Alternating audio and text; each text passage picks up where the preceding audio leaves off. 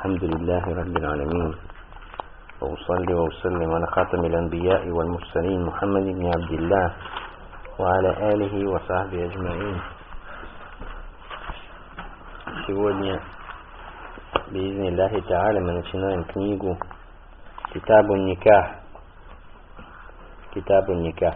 Китаб, слово китаб, происходит от глагола катаба, то есть джамаа, собирать.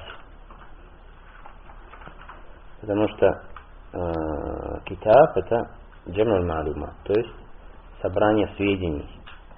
Хорошо. Никах с точки зрения языка, в арабском языке. Никах означает половой контакт. Хорошо. То есть джама с точки зрения языка. И это же название, оно применяется к самому договору, самому акд, то есть договору. Почему? Потому что этот договор, из основных его смыслов, хорошо, это то, что он делает дозволенным половые отношения, никах, между мужчиной и женщиной. В Коране и Сунне, если встречается слово никах, то оно, как правило, означает именно акт, то есть договор между мужчиной и женщиной, брачный договор, да? То есть бракосочетание. Кроме слов Аллаха Субхану ва Тааля, «Фаля тахиллю лаху хатта танкиха зауджан гайраху». Не дозволена она ему до тех пор, пока не вступит в половое отношение с другим мужчиной, помимо него. Хорошо, то есть с другим мужем, помимо него. Это речь идет о ком? Кто дает третий развод, да, что пока он не выйдет замуж, что другого человека не просто не выйдет замуж, а пока не вступит с ней в половое отношение, хорошо, пока он не почувствует ее сладость, насладится ею, а она им, до этого нельзя. Итак, в общем, в Коране и Сунне, что, как правило, никак употребляется значение брачный договор, да, бракосочетание. Доказательство того, что никах, он установлен шариатом, это Коран, Сунна, Иджма. Коран, Сунна, Иджма. Что касается Корана, Аллах Субхану ва Тааля говорит: «Фанкиху ма таба лакум минан ниса». «Фанкиху ма таба лакум минан ниса». Женитесь, заключайте брак с теми женщин, которые приятны вам. Заключайте договор с приятными вам женщинами, говорит Аллах Субхану ва Тааля. И другие аяты из книги Аллаха Субхану ва Тааля. Что касается сунны пророка саллаллаху алейхи вассалям, то есть здесь сунна, мы говорим, знаем, что это и каулия, то есть слова пророка саллаллаху алейхи вассалям, и его действия, и одобрение чьих-то действий. То это много хадисов, в частности хадис пророка саллаллаху алейхи вассалям, который мы будем сегодня би'изни разбирать. Я ма'шара шабаб, о молодежь, да, минкум аль-ба'а фалятазаввадж, те из вас, которые в состоянии, пусть женятся, говорит пророк саллаллаху алейхи вассалям. И третий источник установленности никаха в исламском шариате — это иджма. Мусульмане единодушны в том, что никах установлен в шариате, и мудрый шариат Аллах Субхану ва Тааля, он более того, не просто это устанавливает, он побуждает к никаху.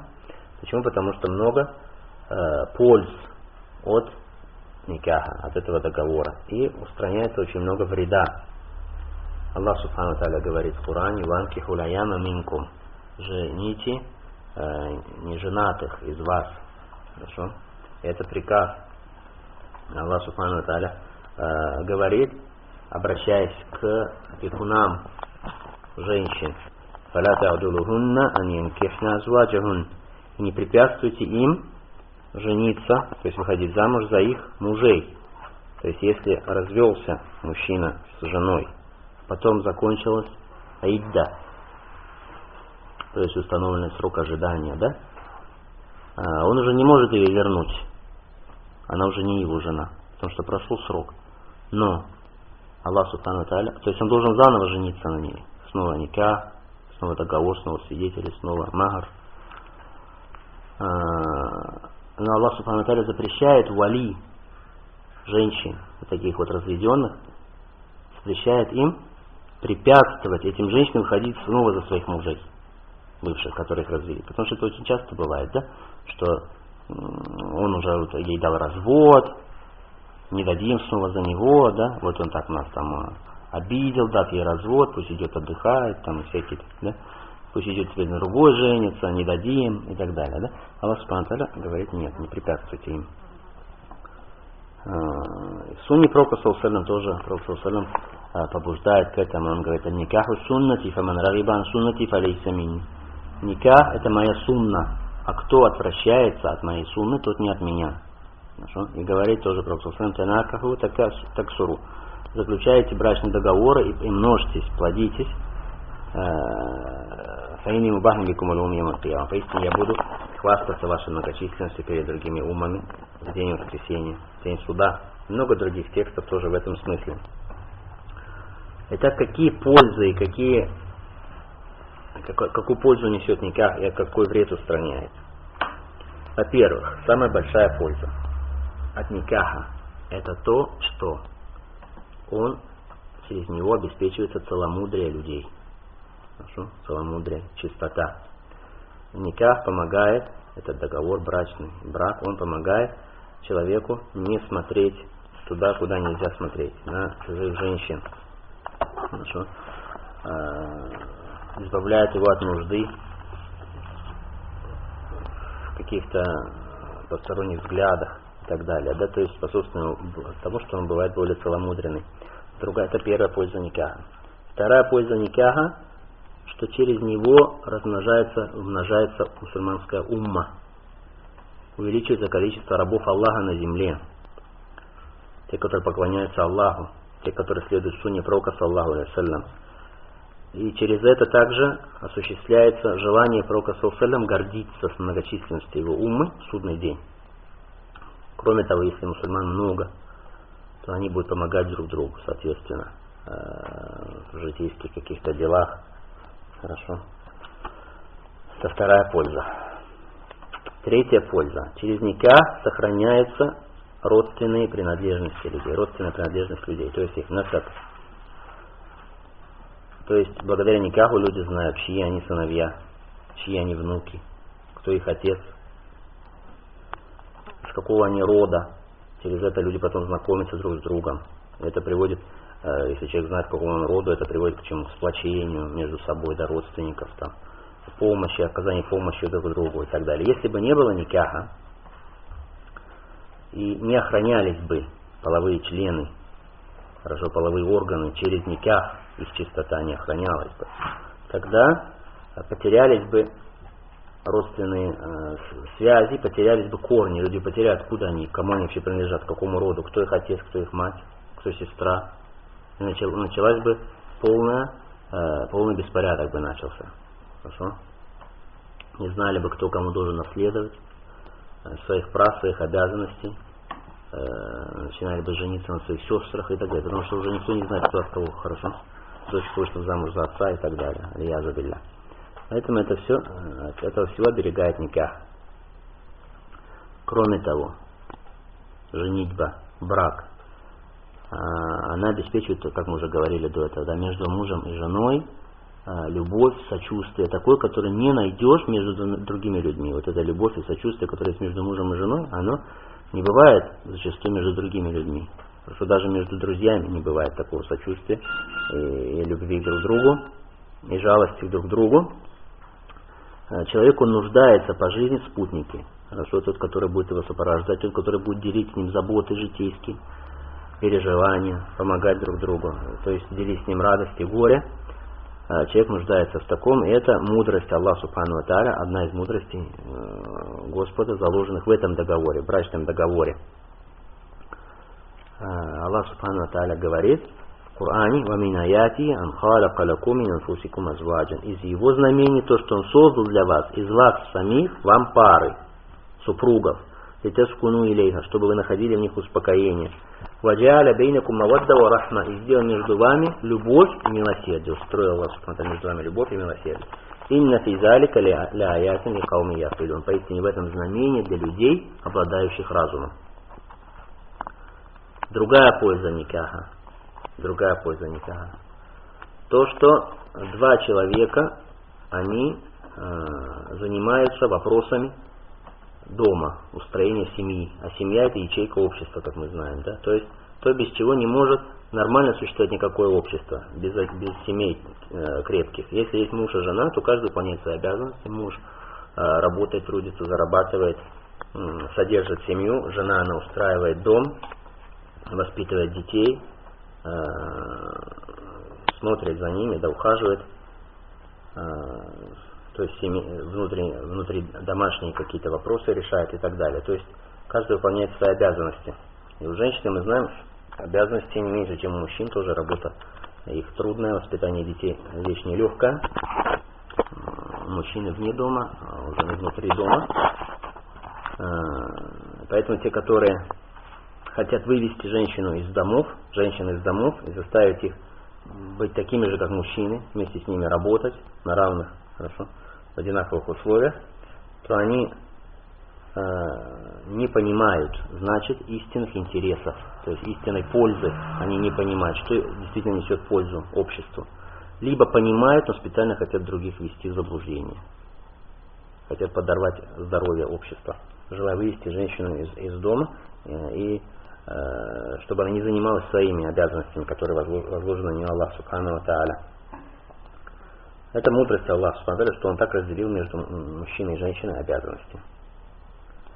У брака у него есть свои рамки и свои нормы. То есть обе стороны, они обязаны выполнять определенные обязанности по отношению ко второй стороне. И у каждой стороны есть свои права,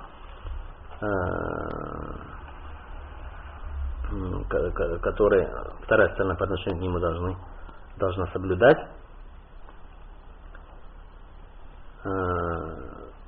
Значит, в чем?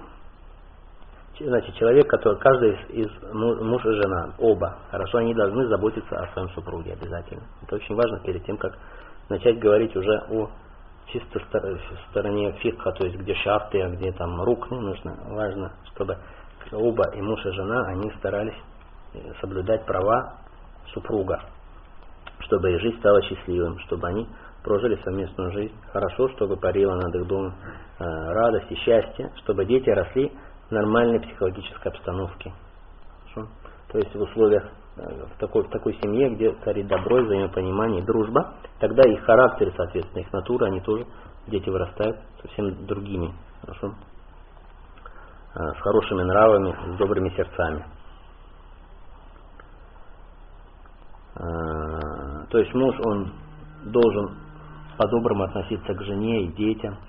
То есть радость, когда он их встречает, хорошо приветствовать их, улыбаться им и так далее. А жена тоже соблюдать, то есть содержать их и все такое, все, что на него возложено. И жена тоже встречать мужа с улыбкой, то есть чтобы муж чувствовал в доме радость после этих проблем, которые в течение дня он встречает там, в своей жизни, чтобы он дома находил успокоение реально. Чтобы он мог чувствовать радость и счастье у себя дома. Это то, что должна обеспечить жена. Отличие договора никаха от других договоров. Мы знаем, никах — это договор. Хорошо. Отличие его от других договоров. Мы, в частности, учили с вами много договоров, когда проходили Китаб аль-Бей разных видов. Да? То, что этот договор, он несет в себе, это отмечает вот эти вот отличия этого договора, его особенности от других договоров. Шейх Абдурахман Саади, он говорит, во-первых, этот договор несет столько пользы и столько имеет достоинств, которые не имеют другие договоры. Ни купли-продажи, там, ни аренды, ничего. Хорошо? Во-первых. Во-вторых, все остальные договоры, в них нет никаких ограничений относительно того, сколько раз ты заключишь этот договор, сколько таких договоров ты заключишь. Там нет ограничений. Сколько хочешь, столько продавай, покупай. Никах нет. 4 для мужчин и не больше. Хорошо? То есть одновременно 4. Больше нельзя.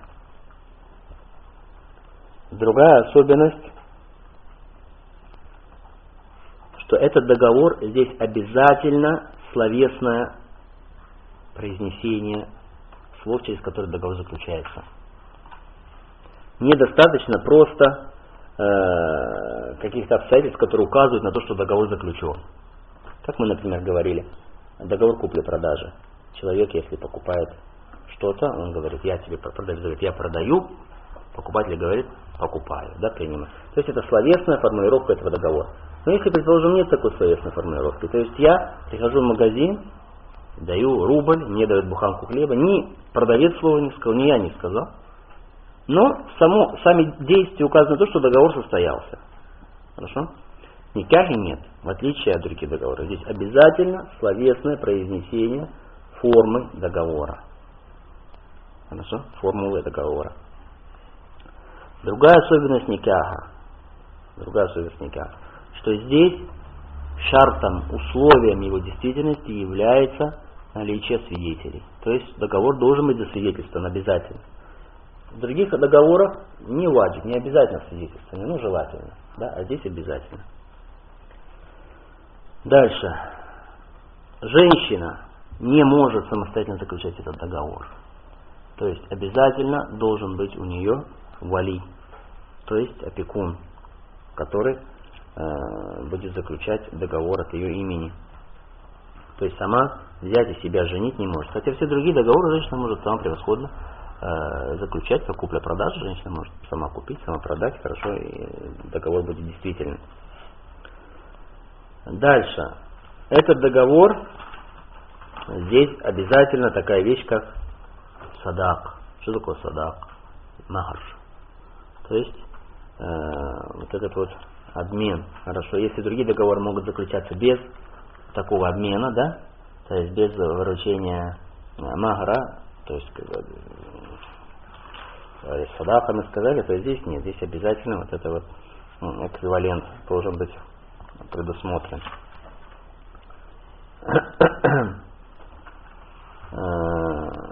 Дальше еще другие есть отличия, много, мы не все называем, что в этом договоре никах, он заключается вместе собрания. То есть вот собрались, заключили договор и все. Здесь нет такой вещи, и он сразу вступает в действие.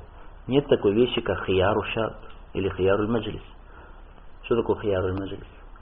Выбор собрания. То есть если куплю-продажу мы заключили, пока мы не разошлись, продавец имеет право, или покупатель имеет право расторгнуть сделку. Сказать, ой, ты знаешь, я передумал, не забери обратно свой телевизор, дай мне обратно мои деньги. Пока они не разошлись, да, просто он говорит, малями это садака, пока не распались еще.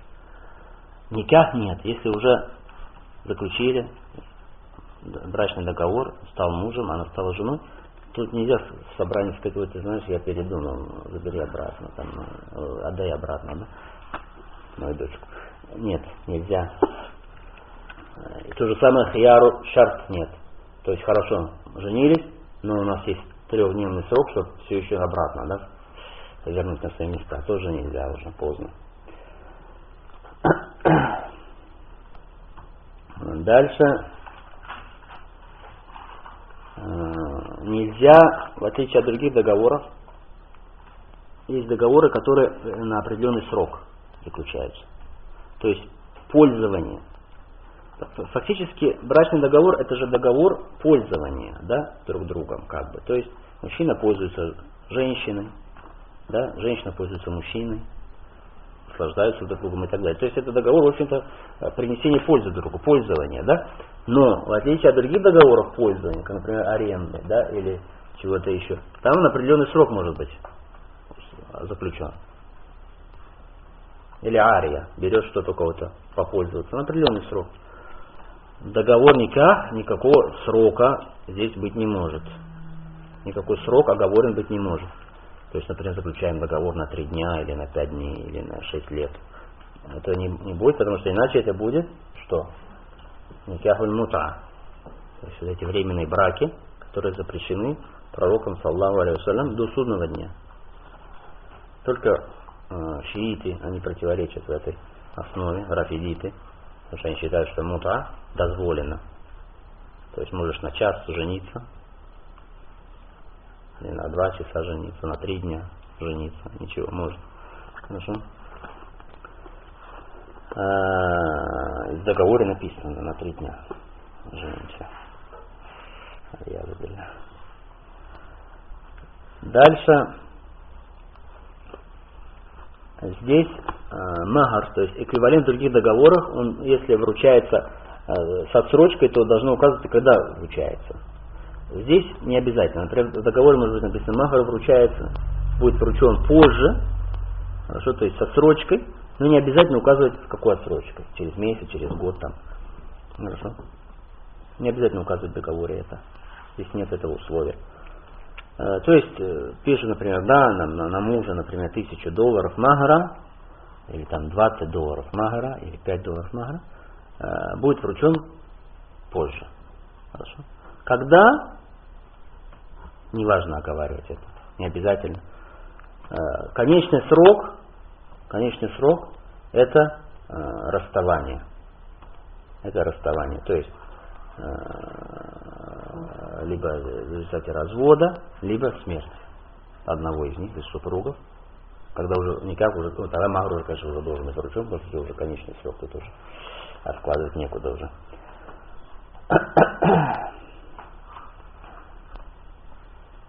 Все остальные договоры, кроме никаха, если они недействительны, то есть фасид, то они не нуждаются в специальном расторжении, они уже недействительны. Что касается никаха, то если никах фасид, то там обязательно он должен быть прерван либо фасхом, то есть расторжением, официально должно это прозвучать, хорошо, иметь место, либо таляк, развод. И разберем хадисы некоторые сегодня из Булуг аль-Марам. Первый хадис عن عبد الله بن مسعود رضي الله عنه قال لنا رسول الله صلى الله عليه وسلم يا معشر الشباب من استطاع منكم الباءة فليتزوج فإنه أغض للبصر وأحسن للفرج ومن لم يستطع فعليه بالصوم فإنه له وجاء متفق عليه. Это Абдулла ибн Мас'уда, ради Аллаху ан, который сказал пророк, саллаллаху алейхи ва саллям, обращаясь к нам, «Я ма'шар аш-шабаб». Ма'шар по-арабски группа людей, которые объединяются чем-то, каким-то свойством. То есть, «Я ма'шар аш-шабаб», о группа, шабаб молодежь. Хорошо, молодежь. Молодежь, шабаб в арабском языке, как говорят ученые, аль-Азхари говорит, под шабаб подразумевается от возраста вступления в совершеннолетие до 40 лет. До 40 лет. Это все шабаб, то есть молодежь. Как бы. Алхамдулилля. Сейчас мы можем туда отправиться, под эту категорию.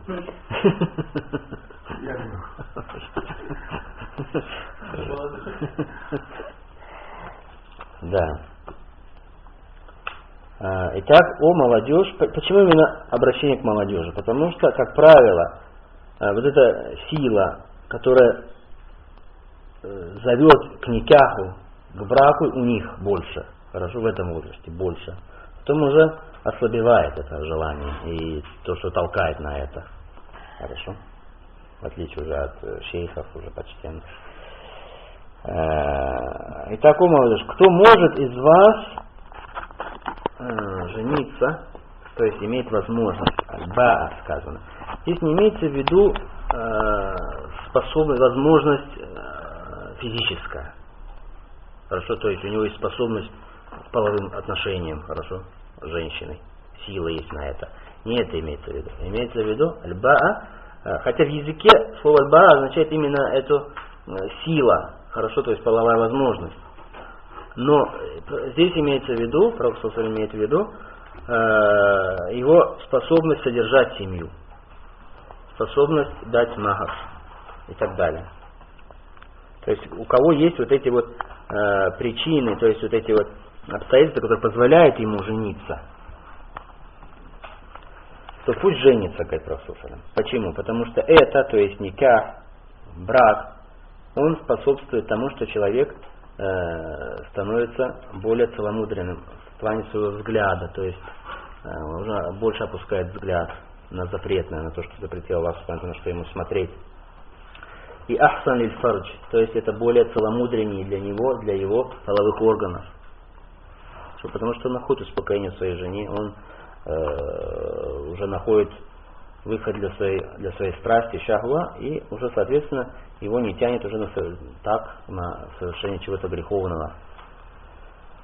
Саман нам есть кто-то, я говорю, но кто из вас не может, то есть у него нет возможности жениться пока, хорошо, не может содержать пока никак семью или не может дать нагар, не находит, хорошо, никак.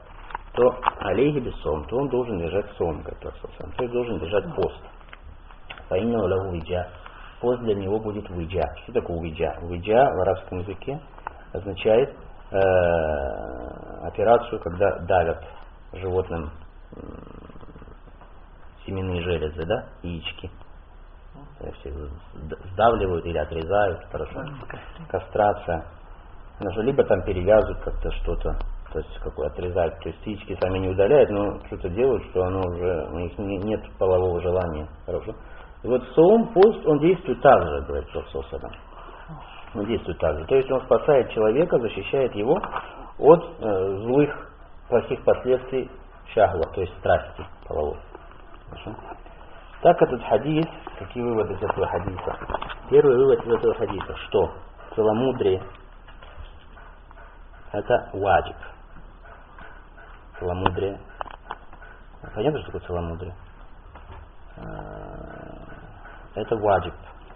То, что противоречит ему, распутство, это харам. Хорошо?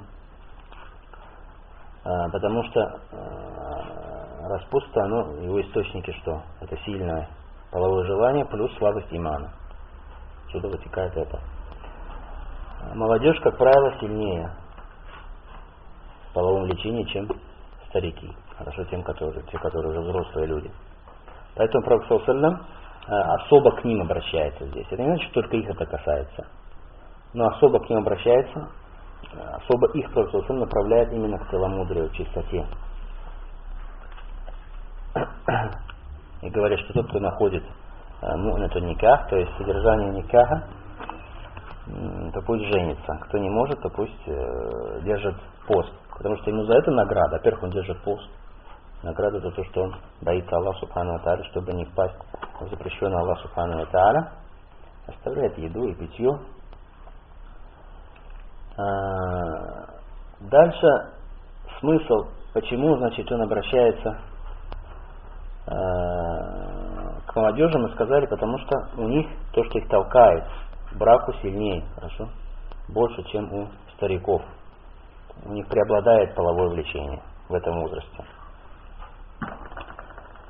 Причина, почему Аллах Субхану говорит, женитесь. Потому что это, он говорит, способствует тому, что человек опускает свой взор, более становится богобоязнен в отношении взора, не смотрит на запрещенное, и более чисто для половых органов это, то есть не совершает запрещенные поступки.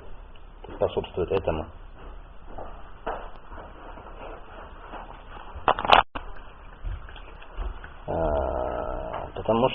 Потому что смотреть на чужих женщин, на запрещенное, это харам. Аллах Субхану ва Тааля говорит: «Куллиль му'минина ягудду мин абсарихим». Скажи верующим, пусть они опускают свои взоры. Некоторые говорят: где доказывается, что нельзя смотреть?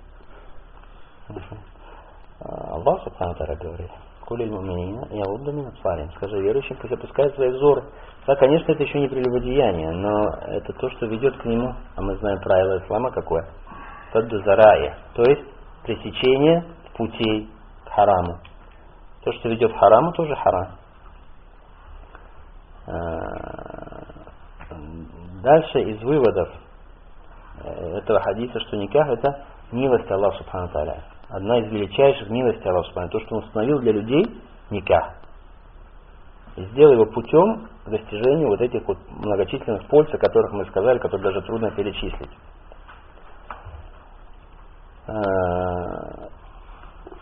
Дальше из польз этого, что он устраняет много, что никах устраняет много отрицательных моментов, да, защищает человека от греха. Поэтому Пророк саллаллаху алейхи ва саллям поощряет людей, побуждает их к тому, чтобы жениться. Дальше из этого хадиса может быть сделан вывод о чем? Об обязательности такой вещи, как нагар. Потому что Пророк говорит, кто может из вас, находит аль-баа, то есть возможность взять магар и содержать семью, отсюда можно взять такой вывод. Дальше, то, что мужчина должен содержать семью. Отсюда тоже делаем такой вывод из этого хадиса.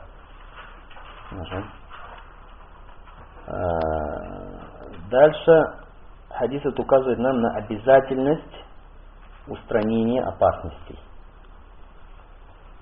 с той стороны, с которой эта опасность идет. То есть, если с какой-то дороги подходит опасность, то нужно устранить эту опасность.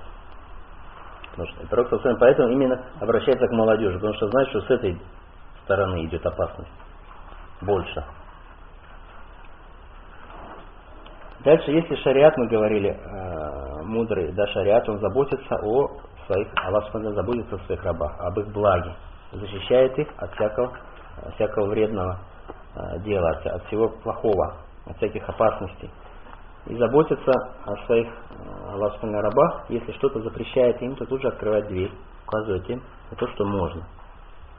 Если Аллах запрещает прелюбодеяние, то он указывает нам на никах, как выход из этого, благой выход. Если невозможен никах, тогда Пророк говорит: пост, держи пост. Пост этот будет для тебя как виджа, то есть как кастрация, хорошо, то есть уже не будет шахва, половое влечение, так сильно влиять на тебя. Поэтому каждый человек, еще, который имеет какое-то влияние, хорошо, он должен все время смотреть, с какой стороны может прийти опасность подойти к мусульманам. Вот эти вот дырки, да, через которые может проникнуть опасность, он должен быть внимательным к этому. Ваджиб или не ваджиб никах. Если смотреть этот хадис, то некоторые, например, захириты это кто? Те, которые отрицают кияс и которые берут только буквальный смысл аятов, хадисов, да? Они говорят, этот хадис указывает нам на то, что жениться ваджиб, никах ваджиб. Потому что я машар шабаб, приказ, пусть женится. И это одна из версий, которая передана от имама Ахмада. Тоже что обязательно, потому что это приказ, они говорят. Но большинство ученых, они говорят, что если человек так стремится к половым отношениям, что не выдерживает, что он боится, что это приведет его к разврату, хорошо, тогда это будет для него ваджиб. Жениться для него будет ваджиб. Если он боится фитны, так. Если же не боится фитны для себя, да, то есть не боится искушения, тогда для него это мандуб. Мандуб что такое? Желательно, но не обязательно. Желательно, но не обязательно. Поэтому Аллах Субхану Тааля говорит: «Фанкиху ма таба лакум мин ниса». Женитесь на женщинах приятных вам. Хорошо. А потом говорит: «Ау ма малакат айманукум». Или то, чем овладели ваши десницы из рабы. Если бы никах был ваджиб, тогда Аллах не дал бы выбор между никахом и чтобы брать рабы. Хорошо? Себе.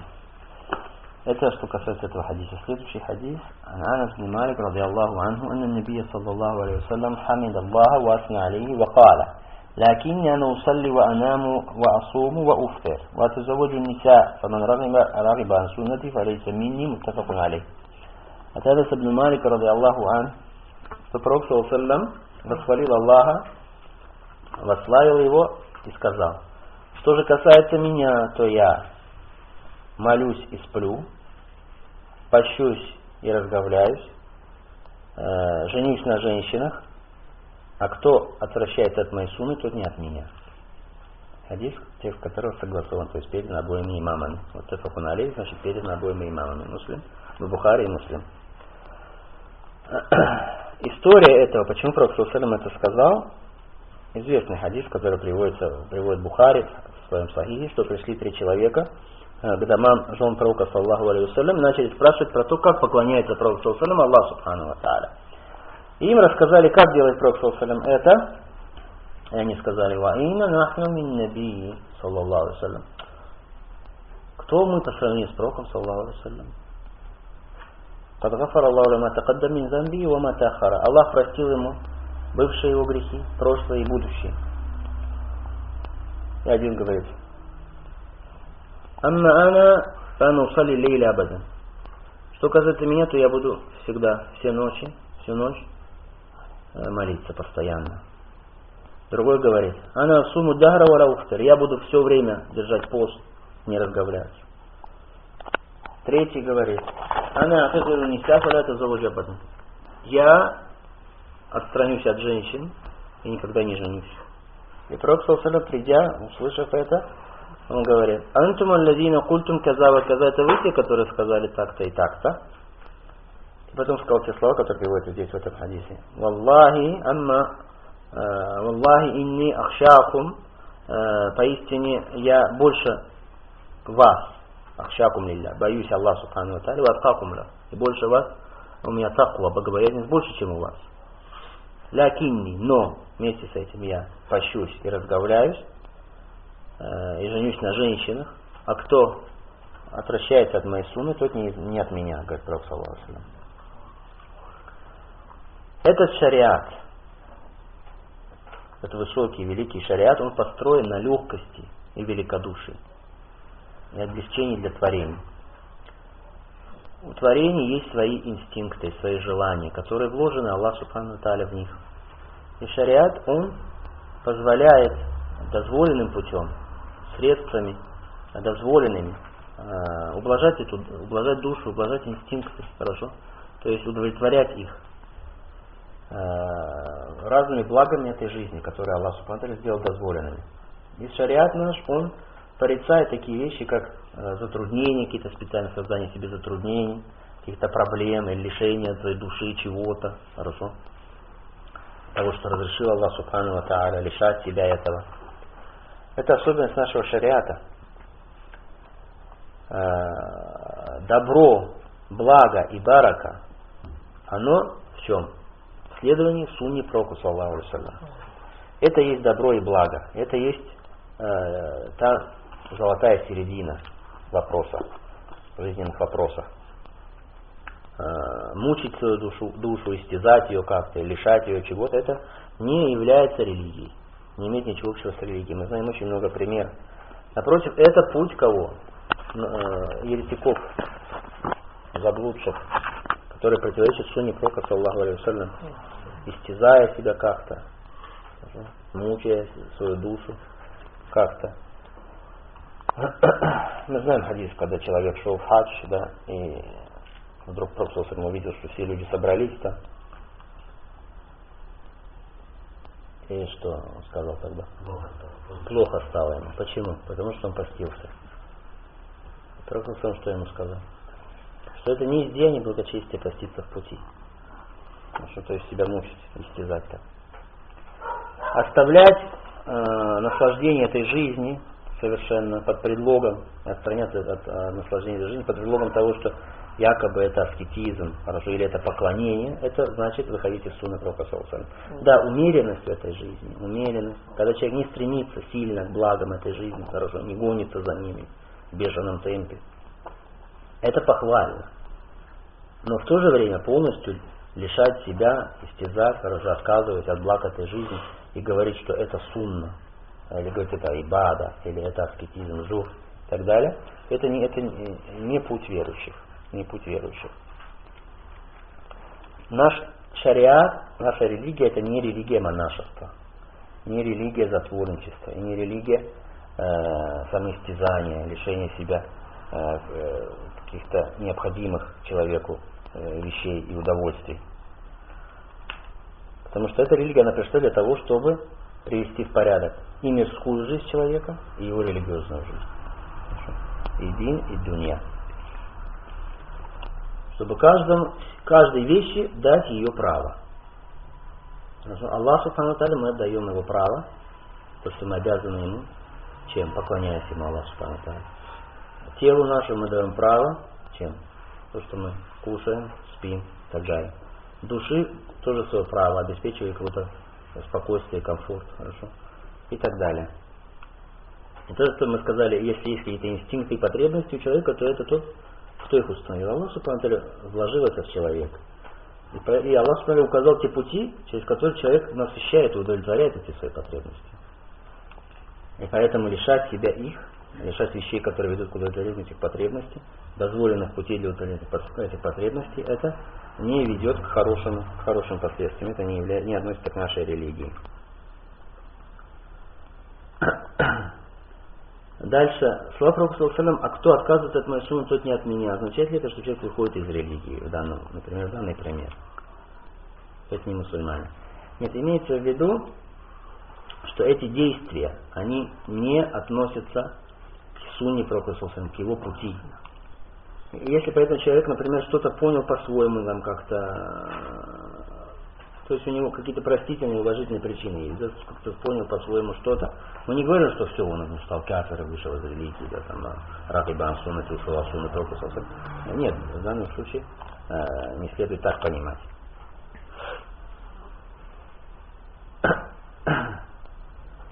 Запрещено, если, например, человек оставил что-то из блага этой жизни, так получилось, хорошо у него, например, шейх ислам на теме не женился, не потому что он считал, что это ибада, или вот ради Аллаха он не женился, хорошо, он специально там отказался от этого, или был убежден, что это запрещено, хорошо, там надо от этого отказаться. Нет.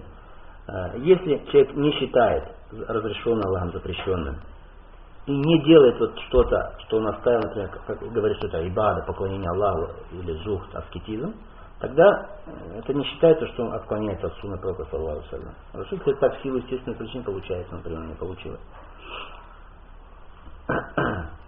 Но если человек говорит, я отказываюсь от женщины ради Аллаха, это ибада, например, да? Или запрещает то, что разрешил Аллах, в этом есть опасность. Это нельзя. Отказываться от семьи, от детей, это не то, что любит Аллах Субхану ва Тааля и его пророк. Это не путь пророков и посланников. Потому что Аллах Субхану ва Тааля говорит: «Валякад арсальна русулян мин каблика ва джа'альна лахум азваджан ва зуррия». Мы послали до тебя посланников и сделали для них, сделали им жен и потомство. Хорошо? Если человек хочет жениться так, что его душа хорошо тянется к никаху, и уже нет ночи, и боится затруднений каких-то, то в его отношении, мы сказали, жениться становится ваджиб. И для него это предпочтительнее, чем дополнительные обряды поклонения какие-то, хорошо, там посты или что-то. Для него это предпочтительно. Или дополнительный намаз. Для него это уже предпочтительнее будет. Тот, кто боится за себя, для него вообще, как говорят в факихе, что ваджиб. Для него это ваджиб жениться, если он имеет возможность дать махр. Следующий хадис. Анас бин Малик радийаллаху анху قال: كان رسول الله صلى الله عليه وسلم يأمرنا بالباءة وينهى عن التبتل نهيا شديدا ويقول: تزوجوا الولود الودود فإني مكاثر بكم الأنبياء يوم القيامة. رواه أحمد وصححه ابن حبان وله شاهد عند أبي داود والنسائي وابن حبان أيضا من حديث معقل بن يسار رضي الله عنه. От Анаса ибн Малика, радийаллаху анху, который сказал: посланник Аллаха, саллаллаху алейхи ва саллям, приказывал нам жениться и запрещал нам табаттуль, то есть изолироваться от женщин, хорошо? Строгим запретом.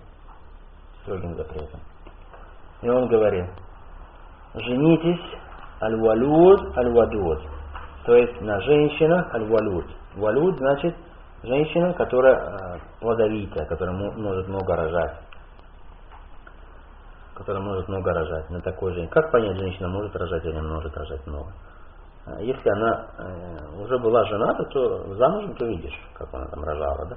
Если не была, то ты смотришь на ее родственниц, на мать, сколько у нее было детей, как она рожала, на сестер, там, на теть и так далее, да? И так делаешь вывод о ее плодовитости. Так вот, женитесь на плодовитости, женитесь на аль-вадуд. Кто такой вадуд? Кто такая, вернее, женщина вадуд? Вадуд — та, которая любвеобильная, да, так скажем, женщина, которая интересует эта сфера жизни. Хорошо, страстная, да, как человек, которая лезет. То есть на таких женщин «Фаини мукасирун бикумул андия йомуль кияма», потому что я буду гордиться вами, вашей многочисленностью перед другими пророками в судный день. Хадис передал Ахмад, Ибн Хиббан сказал, что он достоверный. Хадис, у него есть шахид. Что такое шахид? Кто скажет шахид, что такое? Он достоверный, у него, мы сказали, есть шахид. Шахид — это что? Отдельная цепочка передачи. То есть другая версия хадиса, которая передана другим сподвижникам, уже от пророка, саллаллаху алейхи ва саллям, это называется шахид. В отличие от мутаба. Мутаба — это тоже от того же сподвижника, но просто чуть-чуть иная цепочка, да, которая на каком-то этапе может быть та же, да, уже ближе к пророку, саллаллаху алейхи ва саллям, а на раннем этапе, например, отличаться. И так или иначе, этот хадис, благодаря своим шахидам, он восходит до уровня достоверного хадиса, то, что говорит шейх Аль-Альбани.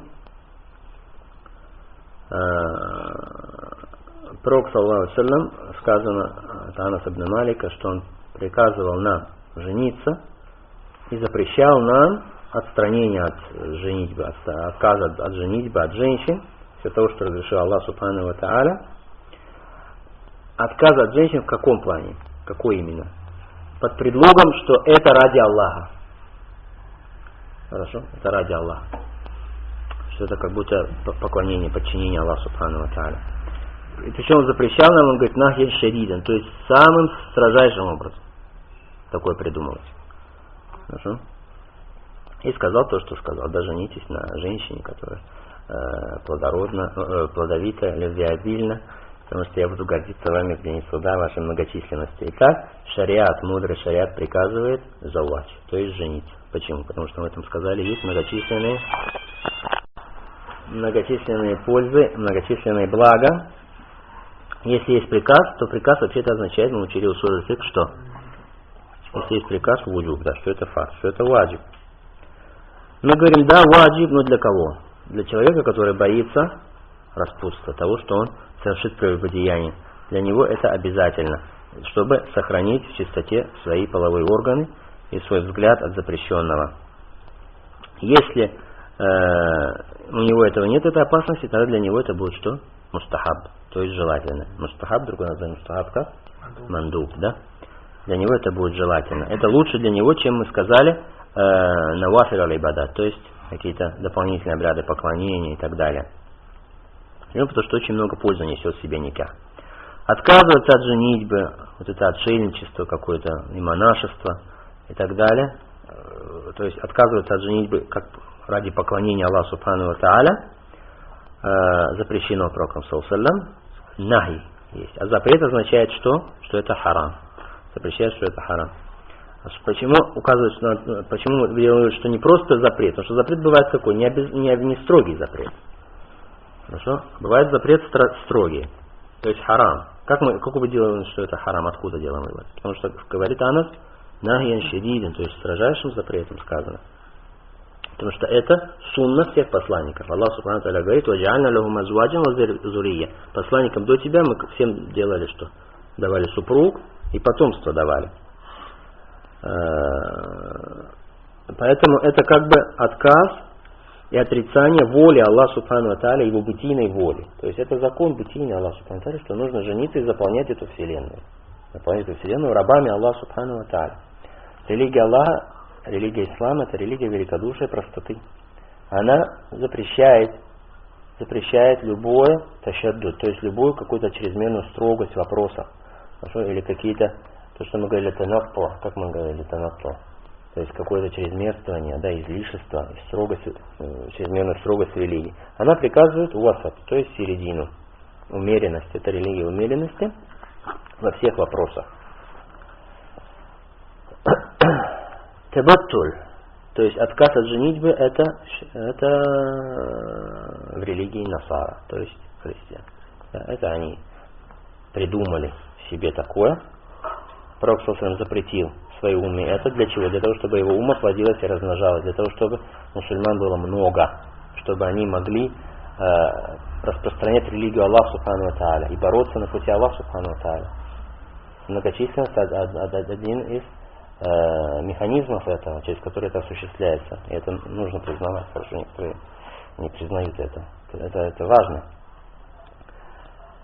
Дальше Аллах Субхану ва Тааля, Он упрекнул в очень строгой и резкой форме христиан, которые придумали, прикрываясь тем, что это поклонение Аллаху Субхану ва Тааля, монашество. Аллах Субхану ва Тааля говорит: «Варахбанияттан ибтадауха». Монашество они придумали, бида, хорошо? То есть это нововведение придумали, ма катабнаха алейхим, мы не предписывали им этого. Мы не предписывали им этого. Аллах Субхану ва Тааля не приказывал и не посылал в своем шариате такое. То есть это гулю, то есть излишество, которое они придумали в своей религии, и загрузили себя тем, что потом сами же не в состоянии понести, лишая себя, запретив себе там еду или питье, или женитьбу, то есть общение с женщинами. Дальше в этом хадисе поощрение женитьбы на ком? На валют. Валют — это женщина, которая плодовитая, которая способна много рожать детей. Для чего?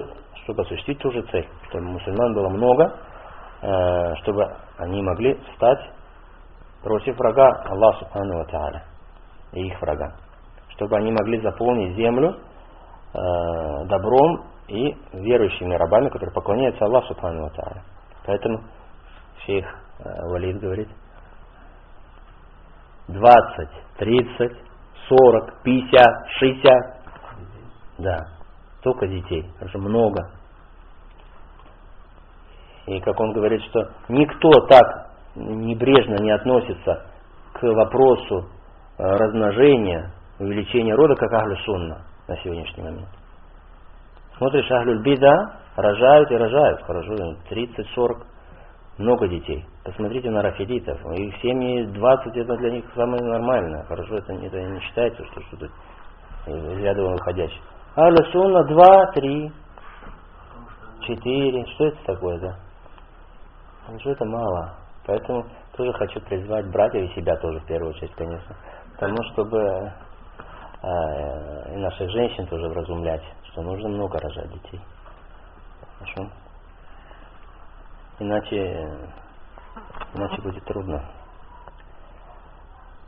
Потом, когда семья, в ней много детей, это очень несет много пользы. Почему? Потому что если семья многочисленная и детей много, то эти дети поддерживают друг друга потом по жизни. То есть даже если вокруг творится нечестие, вокруг куфр, и вокруг там фитна, какие-то соблазны и так далее, они уже как маленький мир, хорошо, люди, если их 10-20 детей, они поддерживают друг друга, укрепляют, поддерживают в имане друг друга. На пути Ахлю Сунна поддерживают друг друга. Уже они психологически более стойкие на пути Аллаха Субхану ва Тааля. Потом родителям какая идет награда. Шейх говорит, если, посмотрите, в Рамадан каждый из своих детей читает, каждый заканчивает Коран, от начала до конца, еще и твои жены, и ты, то сколько тебе? Если 30 детей, 32 Корана как будто ты прочитал, в своем доме прочитан, 32 раза Коран прочитан за Рамадан. Сколько тебе идет награды за это? Потом они воспитывают друг друга, эти дети, сами уже. То есть пока рождается там младший, уже старший, уже, слава Богу, достигает возраста, когда они уже помогают и родителям. Поэтому не надо бояться этого. Тем более не надо бояться бедности, потому что Аллах Субхану ва Тааля говорит: не убивайте своих детей. Не убивайте своих детей, боясь бедности. Мы пропитаем и их, и вас. Потому что пропитающий это Аллах Субхану ва Тааля. Дальше одна из польз еще, почему нужно рожать много детей. Для того, чтобы осуществилось желание Пророка саллаллаху алейхи ва саллям гордиться нашей многочисленностью, похвастаться нашей многочисленностью в судный день перед другими пророками. Это великая гордость. Эта умма, она лучшая из которая Аллах Субхану ва Тааля когда-то создавал, приводил в этот мир. Он говорит: «Кунтум хайра уммати нухриджат линнас». Вы лучшая из которая выведена перед людьми. «Ваказалика джа'альнаку умматан васатан». Мы сделали вас лучшей из Васат — это лучший, хорошо? «Литакуну шухада аля нас», чтобы вы были свидетелями над людьми. Я думаю, что это все побудит, иншаллах, нас всех к осуществлению этой очень важной задачи. Кроме того, этот хадис указывает на то, что ислам — это религия движения и действия. Это не религия каких-то отшельников, которые скрываются где-то в горах, потому что отказываются от этого мира. Нет.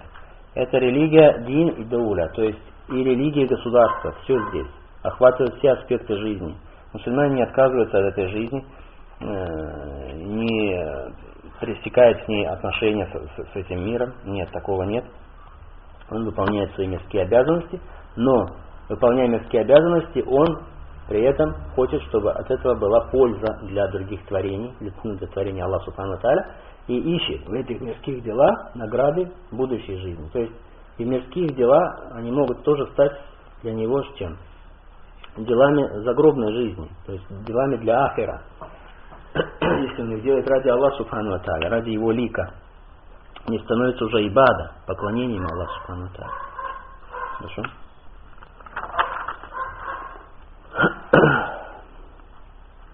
Дальше этот хадис указывает нам на то, что нужно опережать друг друга к благу, к благим деяниям. Чтобы соревноваться с супругом в этом вопросе, в опережении друг друга к благому, к довольству Аллаха Субхану ва Тааля. В деяниях, которые имеют целью лик Аллаха Субхану ва Тааля. Даже желательно здесь, чтобы человек прежде всего думал о себе. То есть здесь нет вот этого альтруизма и там предпочтения другому дать хорошо, то, что называется исаар по-арабски. В вопросах поклонения нет. Стремление к благому, к довольству Аллаха Субхану ва Тааля. Здесь нужно опережать как можешь других ради Аллаха Субхану ва Тааля, чтобы он был тобой доволен. Хорошо? Например, элементарно, если есть первые ряды, не нужно, да, пусть люди стоят в первые ряды, ничего, я тут сзади постою. Нет, надо стремиться к довольству Аллаха Субхану ва Тааля. Нет, не значит, что кого-то толкать там или обижать, нет, не это имеется в виду.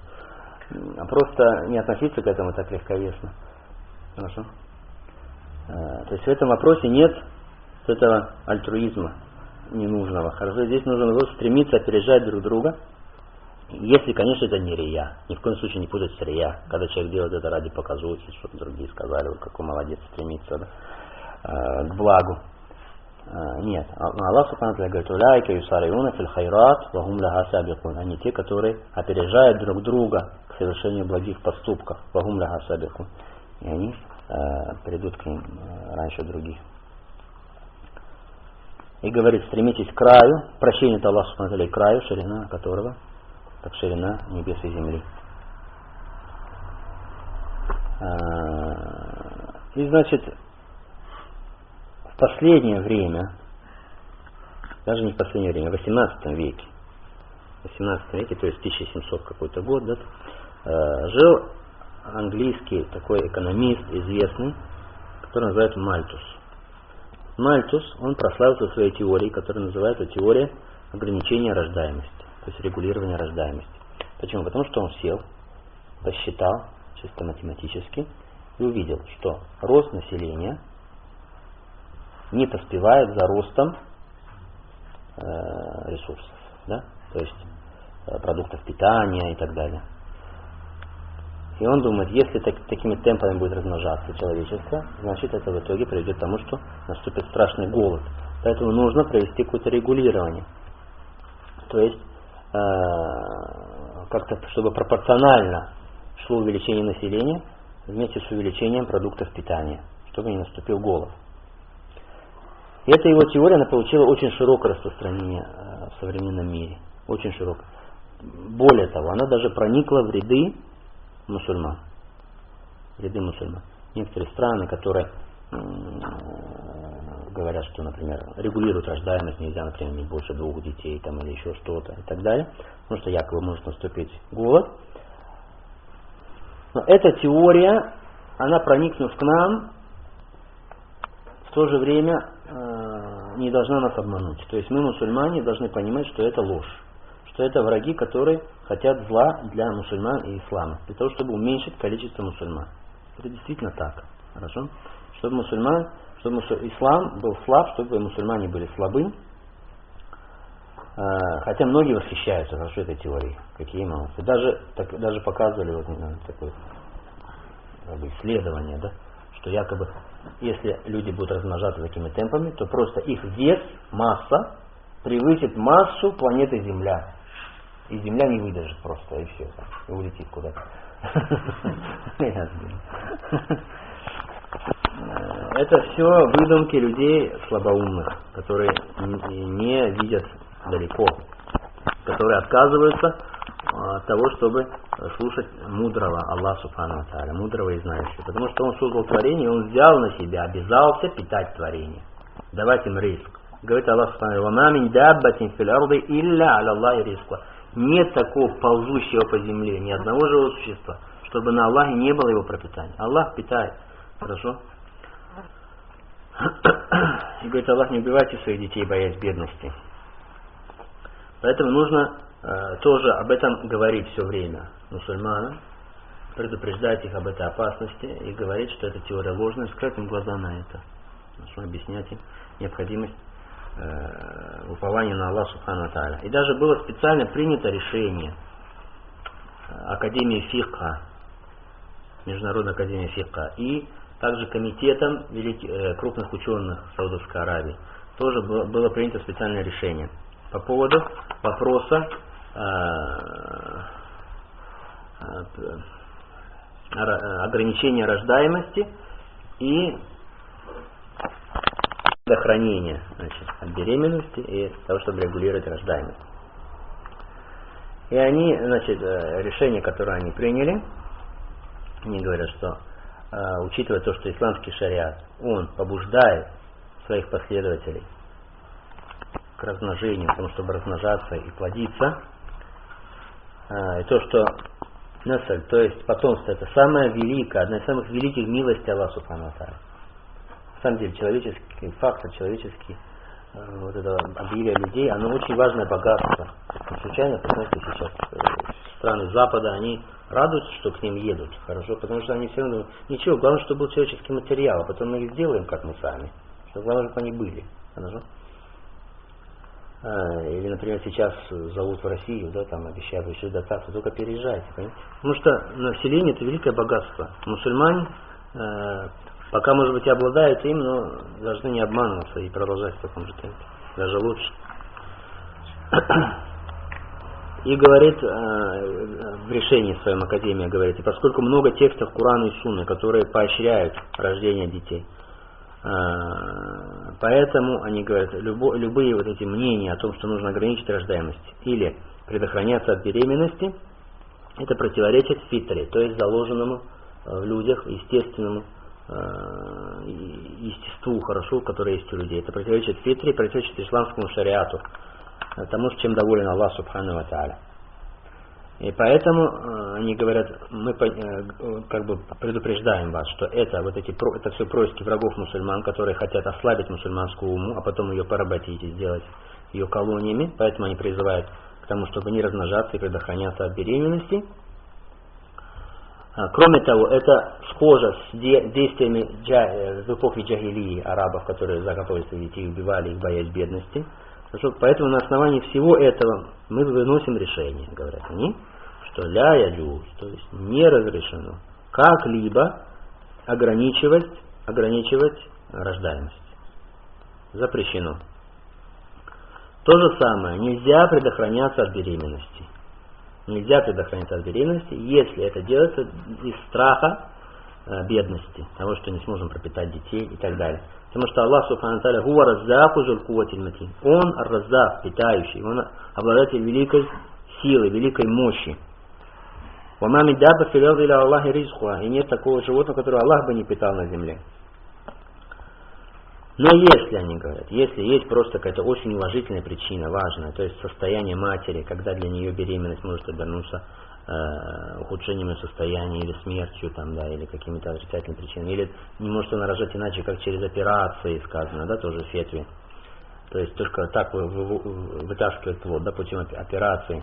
Тогда ничего, если есть опасность, чтобы, например, ограничить ее ограничить в ее плане рождаемость, то есть, чтобы она не рожала, или на какое-то время предохранять, пока там отдохнет ее организм, или получит возможность снова рожать. Но это, они говорят, решает врач доверенный, врач-мусульманин, который может точно сказать, да, тебе действительно, которому ты можешь доверять, что это так оно и есть на самом деле.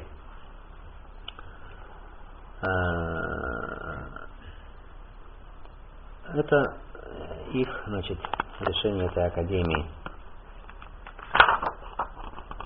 Иншаллах, продолжим на следующем уроке. Саллаллаху аля Мухаммад, ва аля алейхи ва саллям.